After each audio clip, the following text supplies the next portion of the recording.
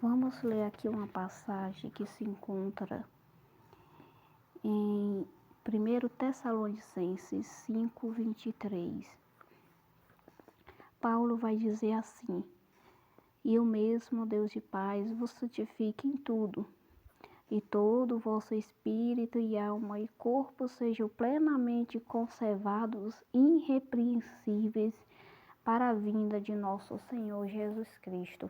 Irrepreensível significa em santificação, guardar corpo, alma e espírito da corrupção do mundo, da imundícia, da imoralidade, da impureza.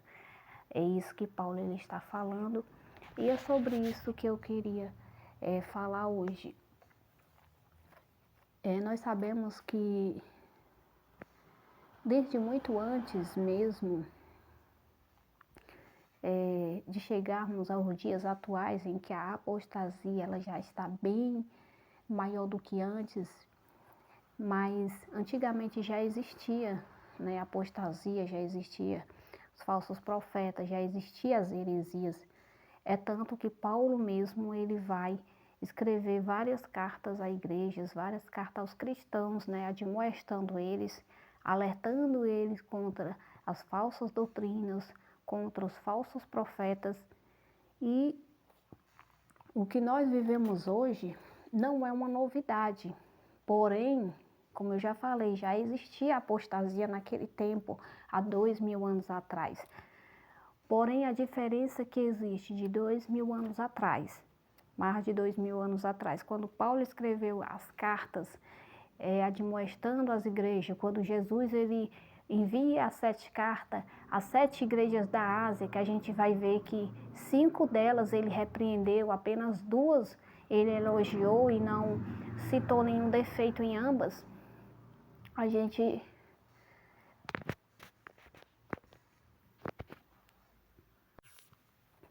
gente vai ver que hoje isso é bem mais frequente, né? A apostasia, ela está bem maior e ela está bem pior. Criaram agora um novo método de evangelização, que é sobre isso que eu queria falar, né? Um método de que não precisa renunciar a si mesmo, um método de um grupo que se denomina o grupo da graça de Deus, né? Prega o evangelho da graça de Deus. Para quem não conhece esse evangelho da graça de Deus, é o evangelho que diz que não existe mais pecado, que não existe diabo, que o diabo foi aniquilado e que tudo o que você faz não é pecado, desde que você faça para a glória de Deus. Ou seja, se você vai num bar encher a cara, não é pecado, basta você dizer: eu estou enchendo a cara para a glória de Deus. Você rasga o seu corpo, destrói o seu corpo para fazer uma tatuagem, não é pecado, basta você dizer: eu estou fazendo para a glória de Deus. Então essa é a desculpa dele, se é para a glória de Deus, não é pecado, né? Porém, se a gente for seguir essa linha de raciocínios, nós podemos praticar todo tipo de abominação e dar desculpa que é para a glória de Deus. Eu poderei matar e dizer: não, eu estou matando para a glória de Deus, não é pecado. Eu estou mentindo para a glória de Deus, então não é pecado. Eu estou adulterando para a glória de Deus, então não é pecado. Eu estou me prostituindo para a glória de Deus, então não é pecado. Porém, como não é pecado, se tudo isso Deus ele condena, Deus ele abomina e Deus ele nos ordena que nós nos guardemos de tais práticas. Então, como você pode ver, isso é uma heresia.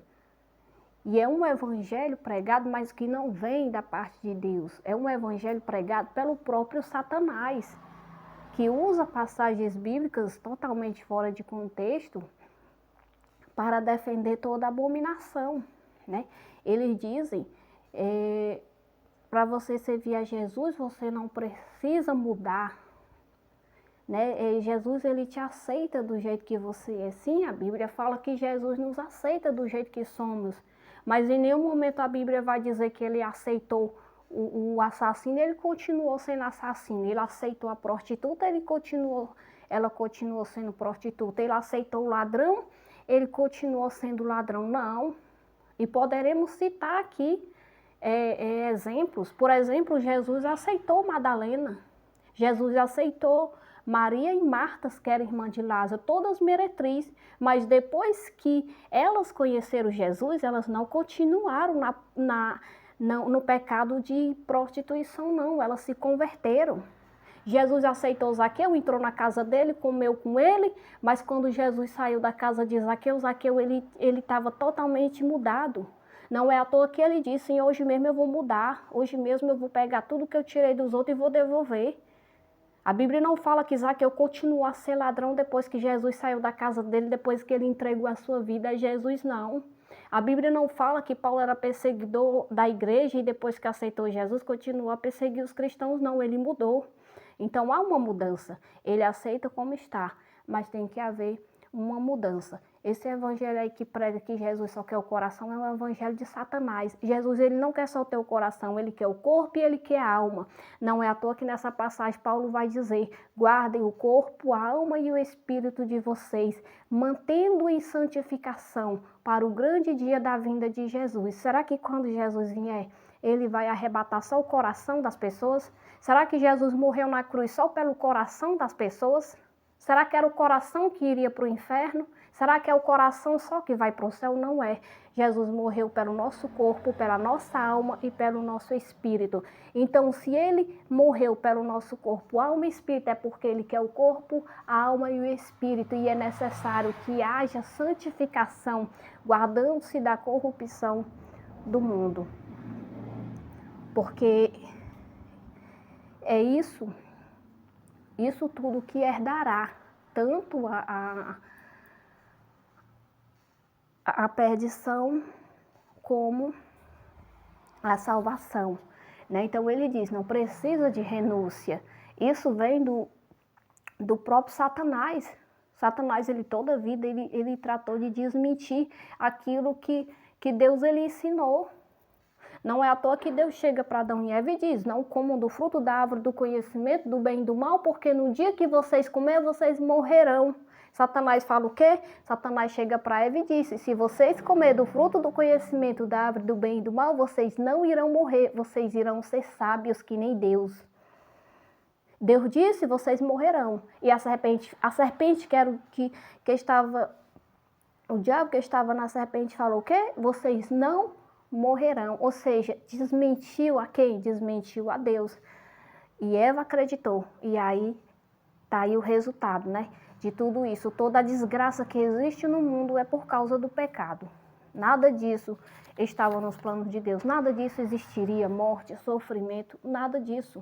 Foi imposto no mundo por causa da mentira de Satanás, porque Eva acreditou. Adão se deixou levar por Eva, e assim toda a humanidade, né, se deu mal. E ele diz isso, não precisa renunciar, não precisa deixar nada. Deus, ele não está nem aí para o que você faz ou deixa de fazer. Deus, ele não está nem aí para a tua sexualidade. Como é que Deus não está nem aí se ele tem todos os mandamentos que ele nos dá? Como é que Deus vai dar mandamento a uma pessoa se ele não se importa com a vida daquela pessoa? Como é que Deus vai dizer não adultera, não rouba, não mata, se ele não está nem aí para o que tu faz? Então não existe isso. Isso é um ensinamento que vem totalmente de Satanás. E Jesus, ele fala que é necessário renunciar, sim. Renunciar. Satanás diz, não renuncia, não. Jesus te aceita do jeito que tu quiser, permanece do jeito que está. Mas Jesus, ele vai dizer que é necessário renunciar. Em Marcos 8:34, Jesus vai dizer, aquele que quiser vir a mim, negue-se a si mesmo, tome a sua cruz e me siga. Jesus está dizendo, quer vir a mim, venha.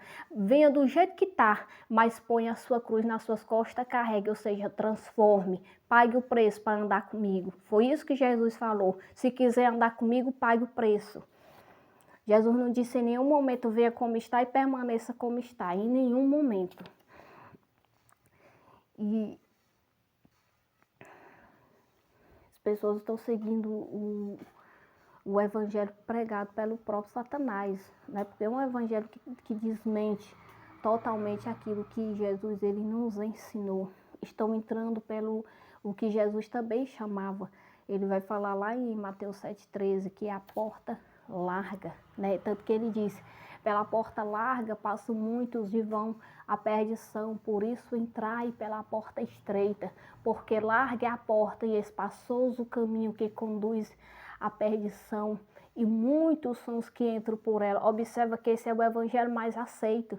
Esse é o evangelho que entra multidões. Ora, se está entrando multidões, a porta é muito larga, porque não entra multidões pela porta estreita. Jesus disse, pela porta estreita passam poucos, passem por ela. Quando passam muito, Jesus vai dizer, a porta é larga, por ela passam multidões, e essa multidão toda está indo para o inferno. Né? Esse evangelho é o evangelho da porta larga, é o evangelho da multidão. E Jesus disse que o evangelho da multidão leva ao inferno, não leva ao céu. Porque é um evangelho que prega só aquilo que as pessoas querem ouvir. Você pode seguir a Deus do jeito que você quiser. Você não precisa abrir mão de nada.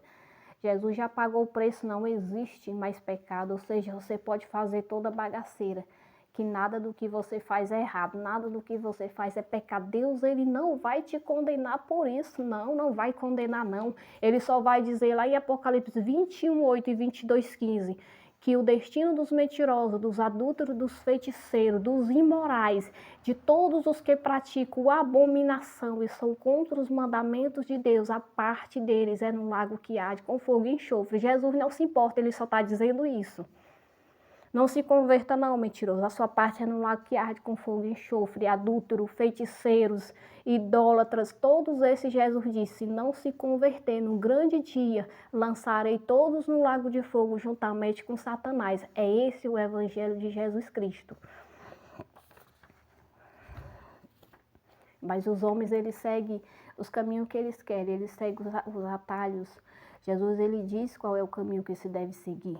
Jesus manda entrar pela porta estreita, o pessoal entra pela porta larga. Jesus diz que é necessário renunciar a si mesmo, ele diz não é necessário.